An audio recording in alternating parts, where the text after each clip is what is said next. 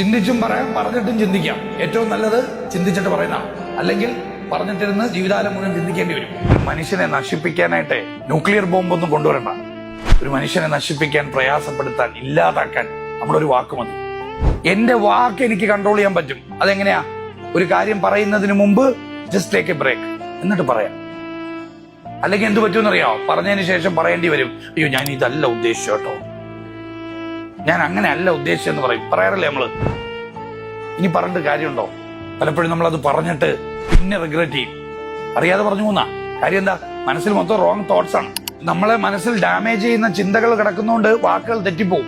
പ്രിയപ്പെട്ടവരോട് പറയുന്ന ചില വാക്കുകൾ നമുക്ക് തെറ്റിപ്പോയിട്ട് പിന്നെ പറയും, അയ്യോ അത് അറിയാതെ പറഞ്ഞാണ്, ക്ഷമിക്കണം, തെറ്റിപ്പോയി എന്ന് പറഞ്ഞിട്ട് കാര്യമില്ല.